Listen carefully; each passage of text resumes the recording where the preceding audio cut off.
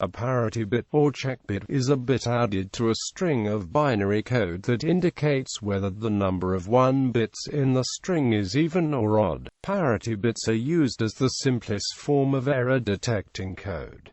There are two variants of parity bits, even parity bit and odd parity bit. In the case of even parity, for a given set of bits, the occurrences of bits whose value is 1 is counted. If that count is odd, the parity bit value is set to 1, making the total count of occurrences of 1s in the whole set an even number. If the count of 1s in a given set of bits is already even, the parity bit's value is 0.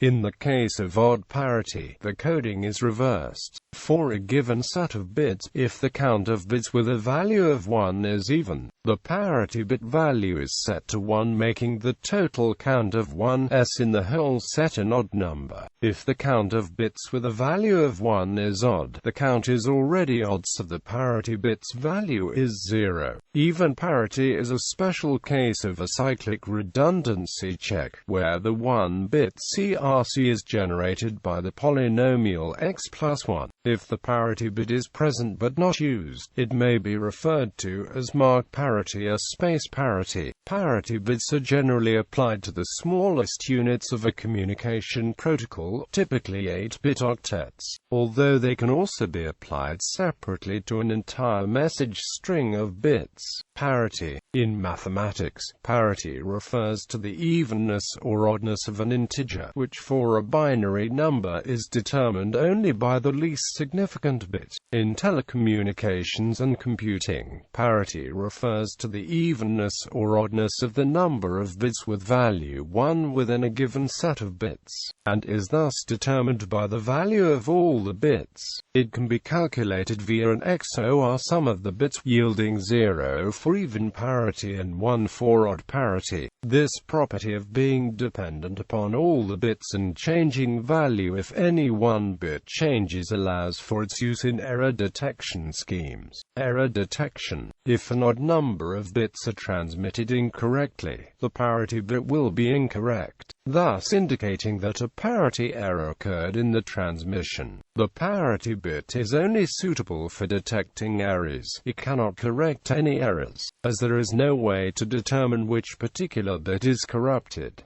The data must be discarded entirely, and retransmitted from scratch. On a noisy transmission medium, successful transmission can therefore take a long time, or even never occur. However, parity has the advantage that it uses only a single bit and requires only a number of XOR gates to generate. See Hamming code for an example of an error-correcting code. Parity bit checking is used occasionally for transmitting ASCII characters, which have 7 bits, leaving the 8th bit as a parity bit. For example, the parity bit can be computed as follows, assuming we are sending simple 4-bit values 1001.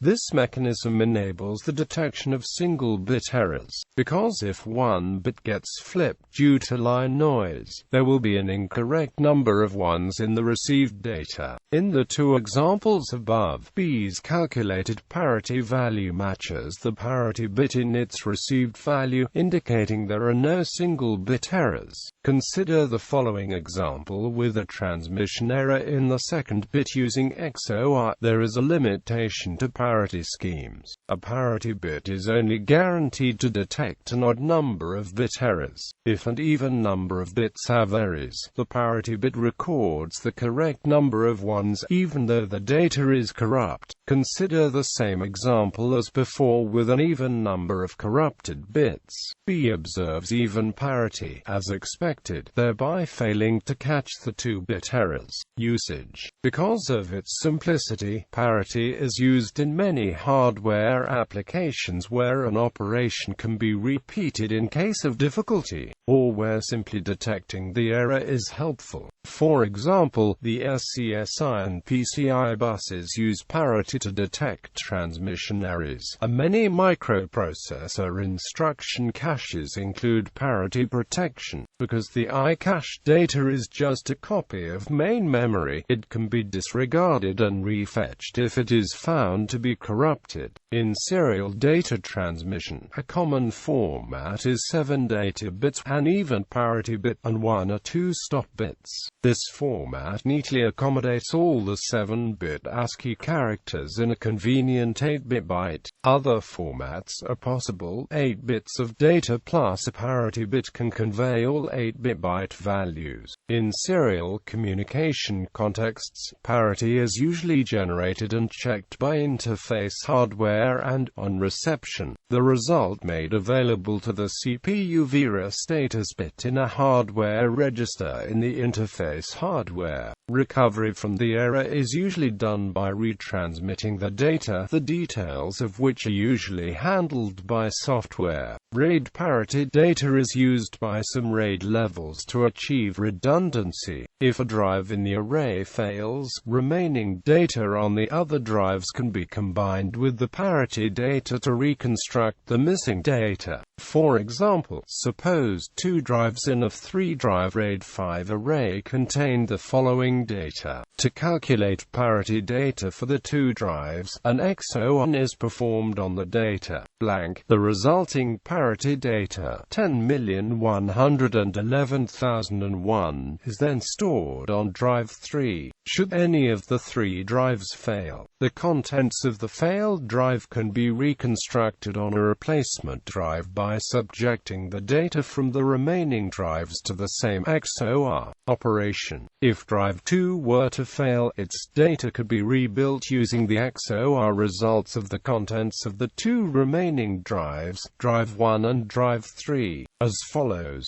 blank. The result of that XOR calculation yields drive 2's contents.